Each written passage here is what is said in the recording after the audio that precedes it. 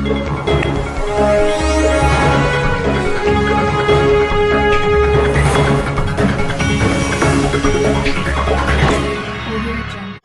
नमस्कार, आप सबको दुर्गा पूजा की ढेर सारी शुभकामनाएं। नवरात्रों का व्रत चल रहा है, माँ दुर्गे की हम आराधना कर रहे हैं, पूजा कर रहे हैं। इस बीच मैं एक मुद्दे पे बात करने जा रहा हूँ जो देश की आधी आबादी से जुड़ा हुआ है, जिनका सम्मान ना करना हमारे समाज के हित में नहीं है। इसके बगैर हम प्रगति के पथ पे नहीं जा सकते, अपने देश को महान नहीं बना सकते। और इसी कारण आज का जो मैंने टाइटल लिया है कि न समान न सम्मान तो कैसे बनेगा हमारा देश महान। 9 दिन के पर्व नवरात्रों को लेकर उत्साह वैसे हर साल सार्वजनिक तौर पर दिखता रहा है, परंतु जिस तरह का उत्साह हर साल दिखता रहा है, इस साल नहीं दिख रहा है। कारण है कोरोना महामारी। जी हाँ, कोरोना महामारी के कारण ये दिखना स्वाभाविक भी नहीं है। लेकिन हर घर में जैसे हर साल पूजा होता था, वैसे ही भक्ति भाव से पूजा संपन्न हो रहा है, उसमें कोई कमी नहीं है। दोस्तों, वास्तव में नवरात्रि जैसा सांस्कृतिक और धार्मिक अवसर हमें सामाजिकता और सामूहिकता का जितना संस्कार देता है, उतना ही मन एवं हृदय के स्तर पर तरोताजा भी करता है। इस साल की दुर्गा पूजा बाहर निकलकर पूजा पंडालों में जाना, सामूहिक तौर पर देवी माँ की पूजन करना, अधिक से अधिक लोगों से मिलना, घुलना मिलना और डांडिया खेलना, इस तरह के मौका भले ही ना दे रहा हो, लेकिन अपने अंदर विनम्रता भाव को मजबूत करके कुछ नए गुण की पात्रता हासिल करने में हमें कोई बाधा नहीं होनी चाहिए। मित्रों, मैं तो कहता हूं कि वास्तव में यह समाज के लिए आत्म मंथन का एक अच्छा मौका है नवरात्रि पूजा। परंतु जब आए दिन हम महिला उत्पीड़न के बढ़ते मामलों को देखते हैं तो बड़ी निराशा एवं दुख होता है। पिछले 4-5 दशकों की बात करें तो जैसे जैसे महिलाओं के घर से बाहर निकलकर स्कूल, कॉलेजों और नौकरियों में जाने की बात हुई है, उनके संगठित होने और अपने अधिकार हासिल करने की संभावना बनती गई है, उसके साथ ही साथ उनके दमन एवं उत्पीड़न के प्रयास भी तेज होते गए हैं।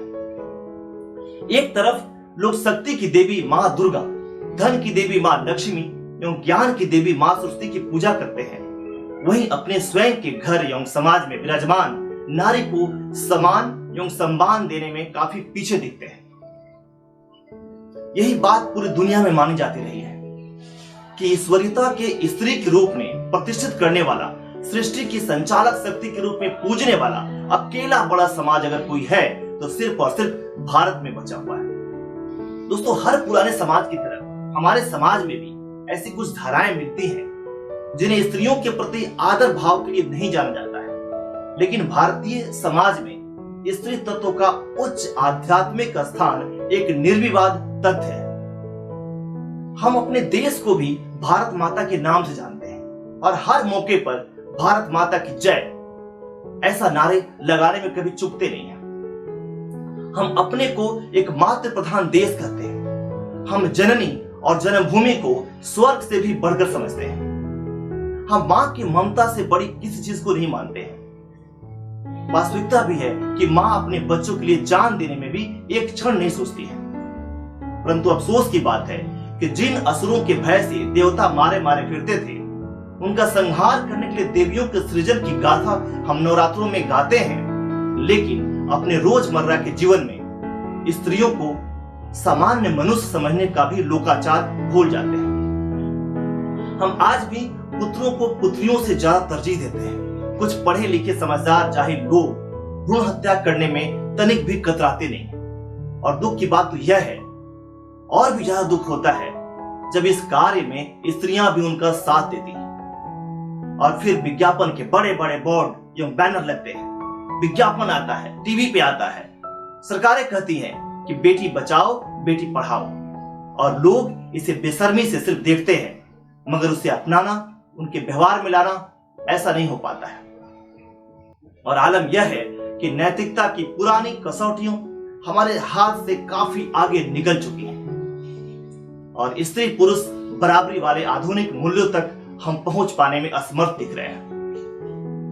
महिलाओं, बच्चों को पुरुष जैसा ही सामान्य मनुष्य समझना हमसे नहीं हो पा रहा है। लिहाजा उन्हें सम्मान देने का दावा भी महज हमारे लिए पाखंड बनकर रह गया है। हमें तो लगता है कि हम मां दुर्गा की पूजा भी उनके कुपित होने, उनके डर से किया करते हैं। शायद आप असहमत हो सकते हैं, लेकिन मुझे ऐसा लगता है लड़कियों, महिलाओं के प्रति जिस तरह की हैवानियत की खबरें चारों ओर से आ रही हैं, आजकल ज्यादा ही आ रही हैं, अखबार भरा पड़ा होता है, वे घटनाएं ही नहीं, उन पर समाज के विभिन्न हिस्सों की, खासकर प्रशासनिक तंत्र की प्रतिक्रिया भी दुनिया के सामने हमारी हकीकत बयान करने के लिए काफी है।